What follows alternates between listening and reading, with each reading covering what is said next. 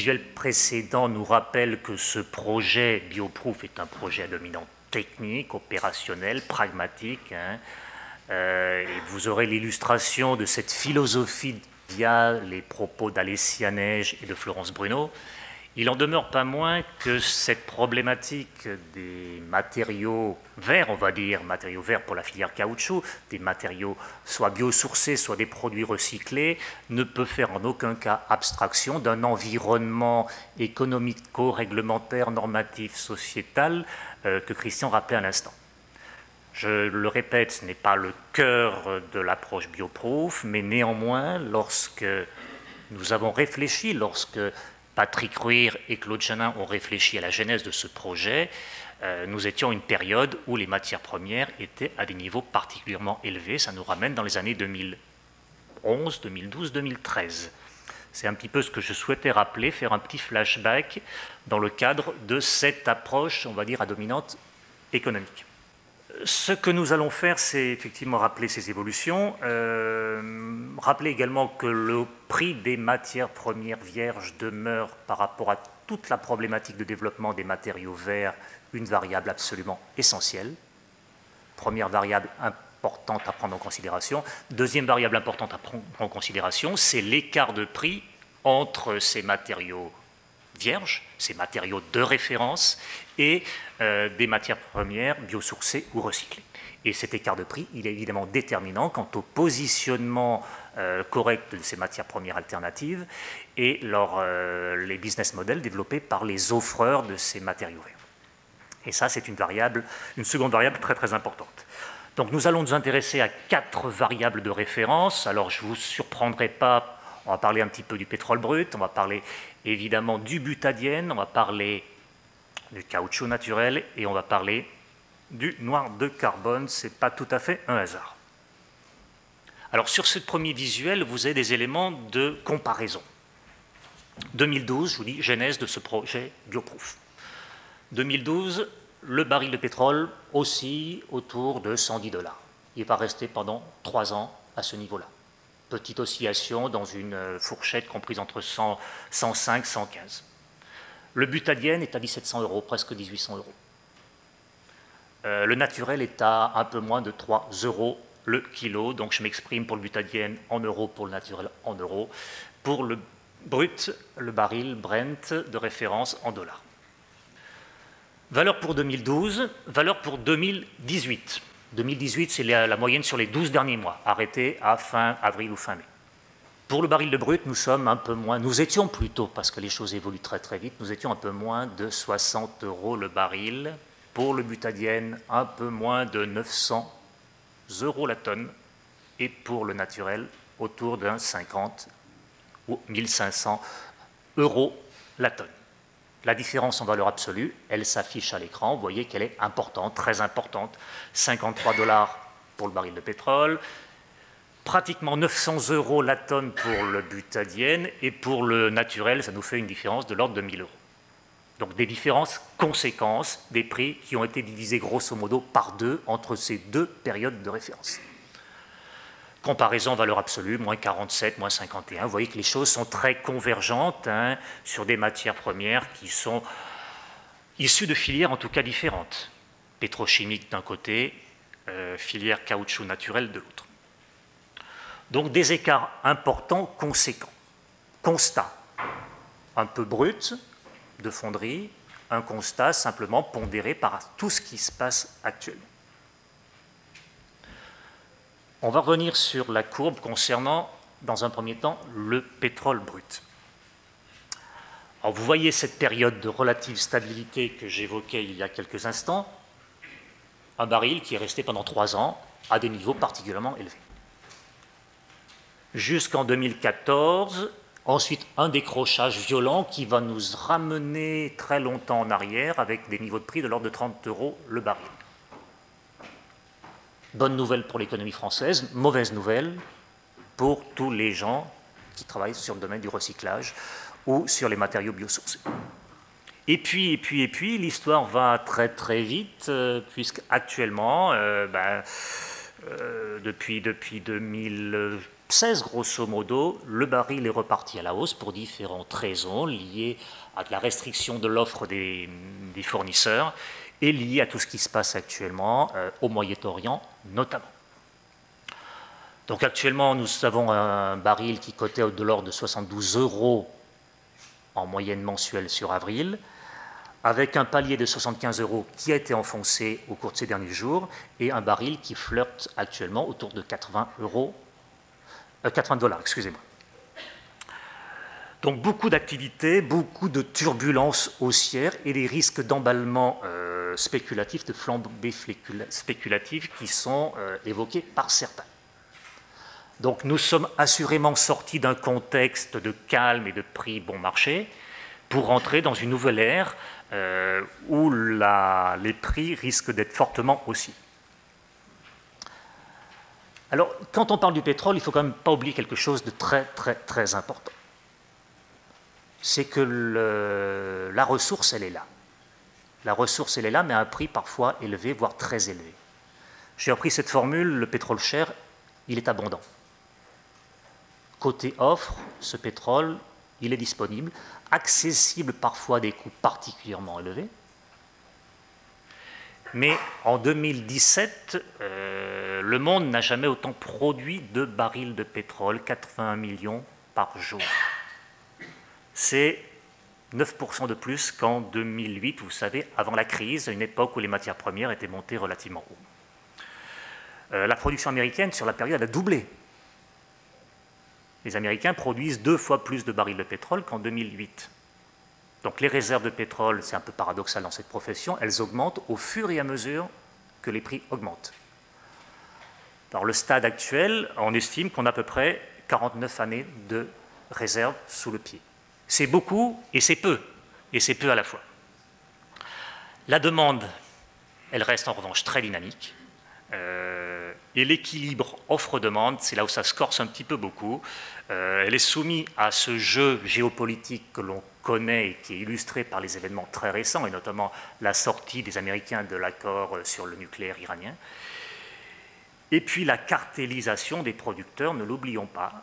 L'OPEP, c'est un cartel. La restriction de l'offre signée par les membres de l'OPEP plus 10 autres pays producteurs, dont la Russie, c'est bien dans une logique de cartélisation, ce que vous n'avez en aucun cas le droit de faire, vous, industriels. Ce cartel du pétrole, il fait partie du paysage depuis maintenant très longtemps. Donc mai 2018, période très particulière, 16% de hausse depuis le 1er janvier. Et je le rappelais, pour les producteurs de matériaux verts, c'est peut-être une opportunité, je dis bien peut-être. Cette fluctuation des cours demeure un réel problème puisque la règle du jeu change en permanence et de façon parfois un peu trop violente et un peu trop rapide. Deuxième variable intéressante à suivre, le butadiène. Alors, pour les gens qui connaissent bien cette filière, vous savez que c'est un monomère absolument incontournable pour la fabrication d'un certain nombre de caoutchoucs synthétiques. C'est un monomère, c'est un petit marché, le marché du butadiène, c'est à peu près 11 millions de tonnes. Celui de l'éthylène, c'est 150 millions de tonnes au niveau mondial. Donc vous voyez, on n'est pas du tout sur le même rapport, la même échelle. Petit marché, offre peu flexible, butadiène, c'est un coproduit du craquage de produits pétroliers, avec des évolutions structurelles qui font qu'on craque de plus en plus des produits légers, c'est très marqué aux États-Unis, des gaz naturels ou conventionnels ou de schiste, qui sont générateurs de nettement moins de butadiène que des produits lourds. Donc évolution structurelle, petit marché, gros pic de flambée des prix au printemps dernier, on a eu une grosse frayeur, petit incident qui illustre cette fluctuation très forte du butadiène. Les choses sont rentrées dans la normale, puis repartent à la hausse. Dernière cotation, avril-mai 2018, on est passé au-dessus du seuil des 1000 € la tonne. Mais beaucoup de volatilité pour reprendre cet écueil que j'évoquais il y a quelques instants. Le naturel. Alors le naturel, on change, on sort de la filière pétrochimique, on rentre dans une filière EVA-culture, filière naturelle, matériaux renouvelables, dont l'offre n'est pas néanmoins extensible. Alors, pour ceux qui connaissent mal cette filière, je vous rappelle quand même que nous avons un biomatériau de référence, un matériau vert de référence dans cette profession, constitué par ce caoutchouc naturel.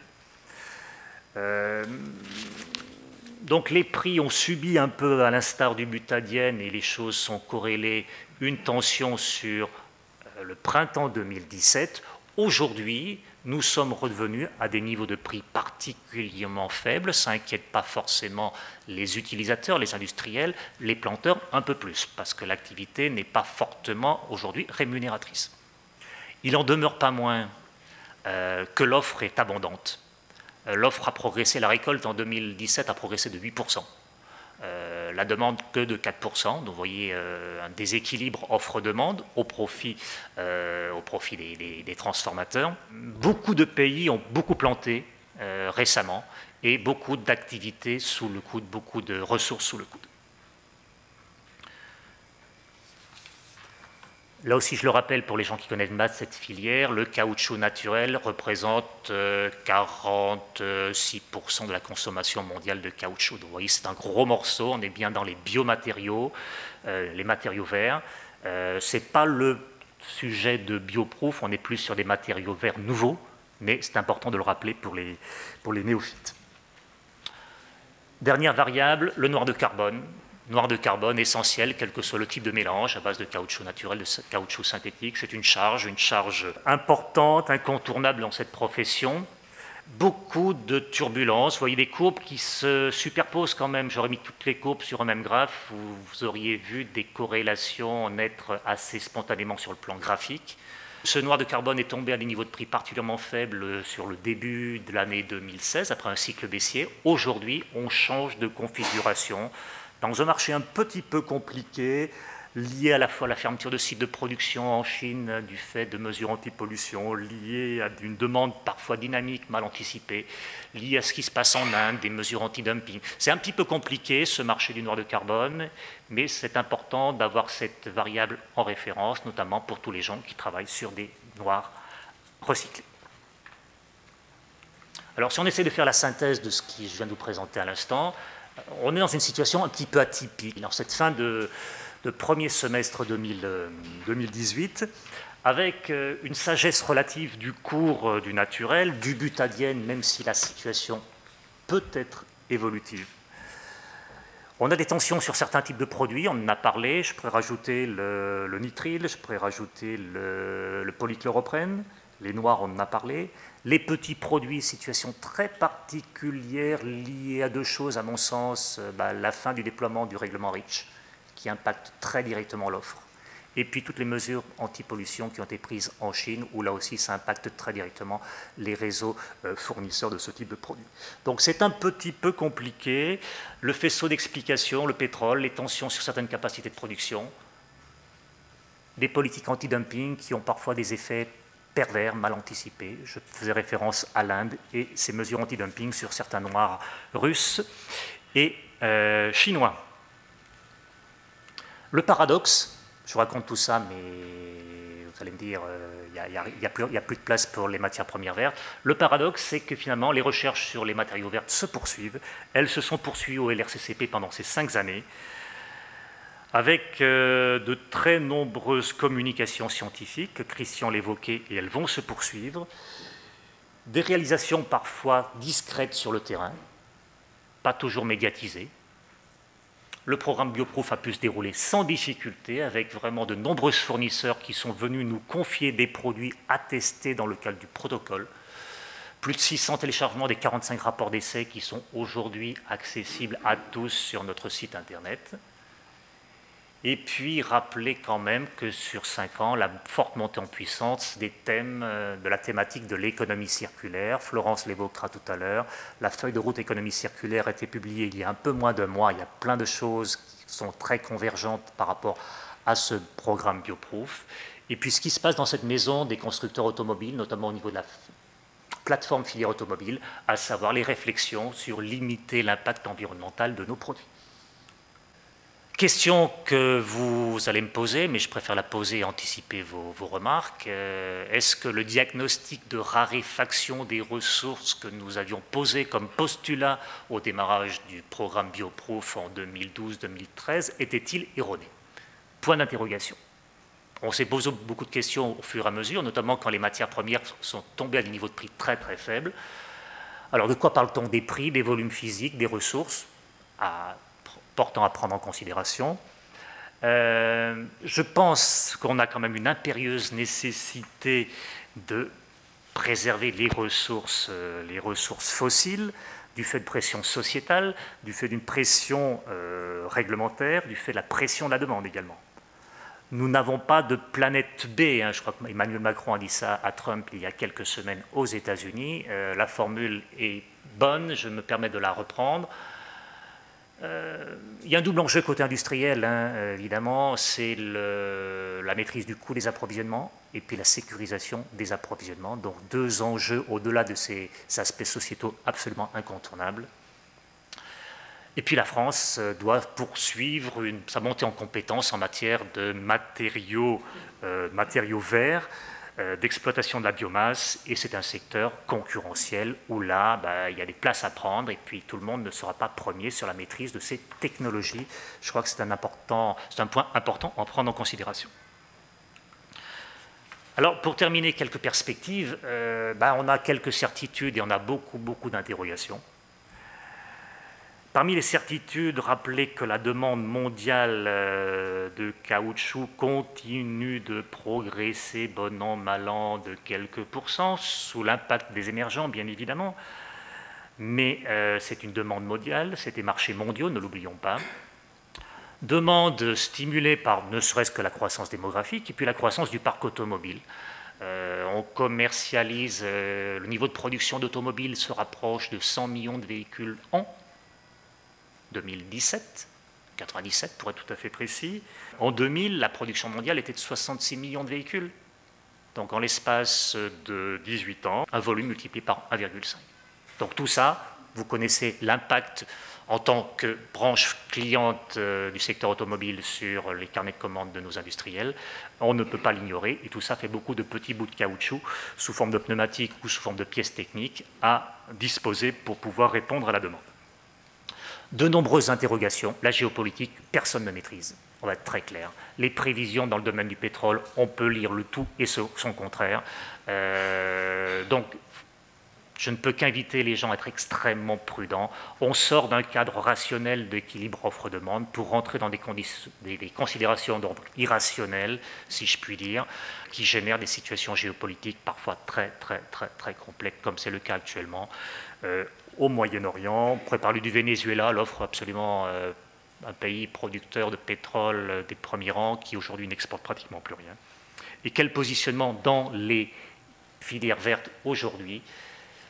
Problème d'une compétitivité prix très variable dans le temps.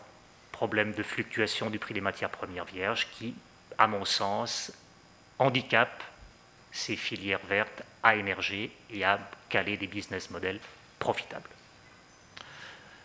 Donc enjeu de stabilisation de l'écart de prix entre les matières premières vierges et les matières premières biosourcées ou recyclées. Je pense qu'il y a un travail d'industrialisation, un travail de valorisation, d'amélioration des process côté matériaux alternatifs qu'on se doit d'avoir. Et puis, évidemment, un autre travail au-delà de l'organisation, un travail purement technique, et c'est un peu l'esprit du programme BioProof, de donner des moyens à tous ces fournisseurs de matériaux verts de progresser sur le plan technique pour être en capacité de se rapprocher de performances de ces matériaux de référence que je viens de vous présenter.